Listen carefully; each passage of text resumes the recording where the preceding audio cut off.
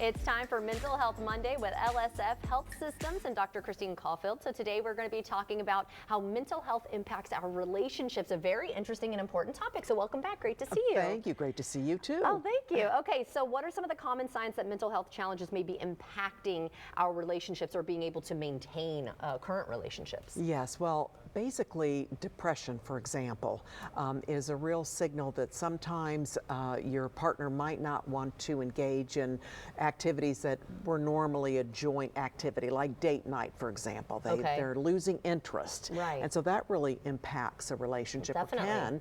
Anxiety, individuals with anxiety report feeling very, sometimes jealous, very insecure, low self-esteem around the relationship, kind of needy. Yeah. And that can sometimes impact it in a negative way. And a partner that might have post-traumatic stress disorder has, hypervigilance, emotional numbing, nightmares, startle responses, and sometimes that's very confusing for their partner and how to adjust to that and deal with that. So those are kind of the things that we want to look out for if you do live with a mental health challenge, how it might be impacting a relationship. Right, you want to keep those relationships, right? So how do we address these issues? Well, very much open communication, non-judgmental. Speak about what you're noticing the change is with concern. And, for example, I notice that you're not really interested in going to the movies anymore or going on date nights, and I'm concerned about you. And talking about that and offering for your partner to get some help. Call our Access to Care line at LSF Health Systems. We can connect you with a couples therapist, a family therapist that can help you navigate these challenges. Yeah, we talk a lot about like the one-on-one, but that's, you brought up a good point, couples therapy. Absolutely. You offer that as well. So can you share insights on how romantic relationships can contribute positively or negatively to our mindset? Absolutely. Well, when we're in a healthy relationship, we feel secure. Yes, safe. We feel safe. We feel a lot of trust. Yes. We feel a belongingness, and that contributes to our mental health. We feel good about the relationship. We feel good about ourselves. Sometimes, though, when we're living with mental health challenges and the relationship is not good, there is conflict, there's no communication, there's criticism.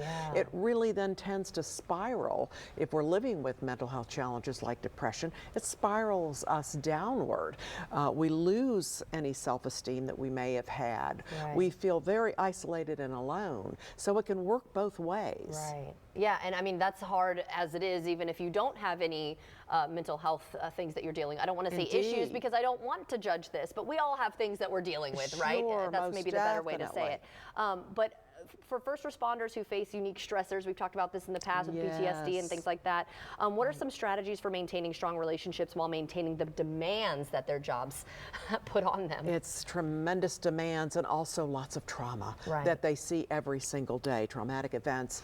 And so open communication with their partner, carving out time for the relationship.